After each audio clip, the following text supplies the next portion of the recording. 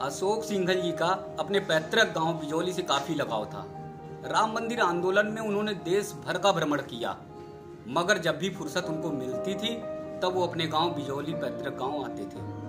आज हमारे सामने हैं अशोक सिंघल जी के भतीजे महाराणा प्रताप। गांव से बहुत ज़्यादा तमाम यादें जुड़ी हुई हैं। सिंघल जी, महाराणा प्रताप जी, आपका बहुत बहुत स्वागत है। अशोक सिंघल जी की क्या यादें थी, उनका कैसे जुड़ाव था गांव से, उन सब के बारे में जरा कुछ बताइए। वह ब्रिटिश शासन में उनके पिताजी यहाँ से चले गए थे। उसके बाद उन्होंने जन्म लिया तो माटी उन्हीं की उन्हें याद करती थी। उनकी भावना थी यहाँ आऊँ रहूँ और एक दूसरे का दुख बांटूँ, सुख बांटूँ। तब भी वो समय निकलता था, मिलता था, यहाँ बिजौली आते थे। सिंघल जी कितनी बार आए होंगे बिजौली? कम से कम 12-15 बार तो नाम फेमस होने के बाद आ चुके हैं। उससे पहले हम शादी विवाह में किसी की भतीजी, भाई, चचा, मतलब चचेरे भाई थे ना, यहाँ लगाव था तो आते रहे थे। अपने चचेरे भाइयों की शादी में, बुआओं की लड़कियों में सब आते थे, पर समय मिलता था। जब संघ में चले गए थे तो बड़ी मुश्किल से समय निकाल पाते थे।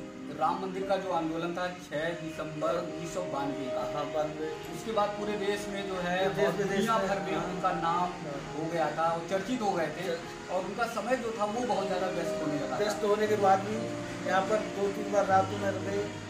माननीय श्री राजर्षि राजू भैया के साथ आए, स्कूल का भवन का निर्माण किया, करवाया। हॉस्पिटल के लिए माननीय कल्याण सिंह जी से घोषणा करवाई तो करवाया। बेड का काफ़ी व्यवस्थाएं दी। टेलीकनेक्शन के लिए भी उन्होंने करवाया, यातायात की सुविधाओं के लिए भी करवाया, सड़कों के लिए भी करवाया, सारी चीज़ों का विकास करवाने के लिए। एक बार ऐसी चर्चा रही है कि सिंघल जी जब आए थे तो गांव की बेटियों से, गांव के लोगों से, तमाम लोगों से मिलना हुआ था, पर सिक्योरिटी की वजह से बहुत कम मिल पाते थे। एक दो कर एक साथ सबसे नहीं मिल पाते थे। केवल हर जिम्मेवारी होती थी तो जैसे बंद हो गए, जरूरी है, 10 समस्याएं 20 समस्याएं सुनते थे। जैसे हजे नहीं है, हजों में सुने कि सिक्योरिटी बहुत मिलने में दिक्कत करती थी, आने नहीं देती, बात नहीं करती। तब भी कह देते सब हट जाइए, मैं बात करूँगा, अपने मेरे भाई हैं ग्रामवासी हैं, समस्या सबकी सुनते थे और उनका निराकरण भी कराते थे।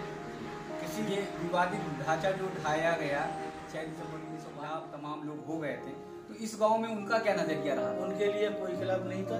वो तो ये कहते थे जब पूजा होती है वो मंदिर है, जहाँ मस्जिद नहीं, नमाज नहीं पढ़ी जाती, मस्जिद नहीं है। सिंघल साहब जो कर रहे हैं हमारे हित के लिए कर रहे हैं। भावना एक है कि मंदिर बन जाए। नहीं तो उस आंदोलन में, जो राम मंदिर का आंदोलन चल रहा था, तो यहाँ से किसी मुस्लिम की सहभागिता रही? मेहदी हसन थे जी, वो गए थे यहाँ से 10-15 लोगों के साथ। वो सिंघल साहब से भी मिले थे। सिंघल साहब बहुत प्रसन्न हुए थे। फिर एक बार सिंघल साहब यहाँ आए तो उन्होंने बुला के पीठ ठोकी और संघ के काफी पदाधिकारी थे। बोले जे न हिंदू है न मुसलमान है, ये हिंदुस्तानी, एक हिंदुस्तानी नागरिक है। ये चाहता संवेदना बनी है, हम एक दूसरे में मिलजुल बना रहे। ये तो इनकी भावना थी कार सेवा करने के, तो उन्होंने ही परिचय दिया था।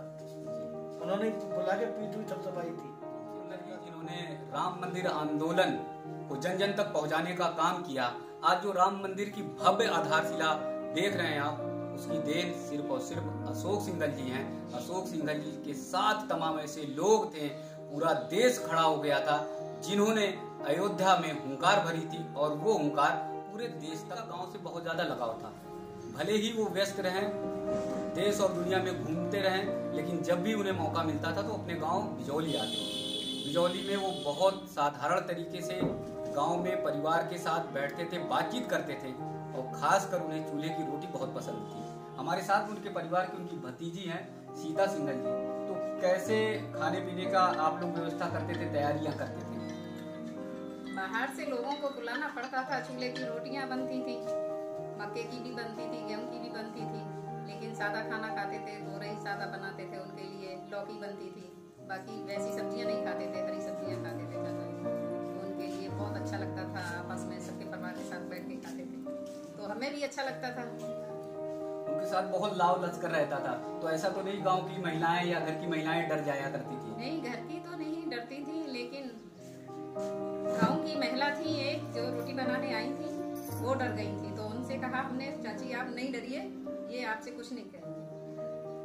तो जैसा आपको पता चला कि सिंघल जी बहुत साधारण तरीके से चूल्हे की रोटी उन्हें खाने पसंद थी, तो परिवार के लोग व्यवस्था करते थे, और सारे परिवार के लोगों को ये अच्छा लगता था कि कम से कम इतनी व्यस्तता के बाद वो अपने घर, अपने गांव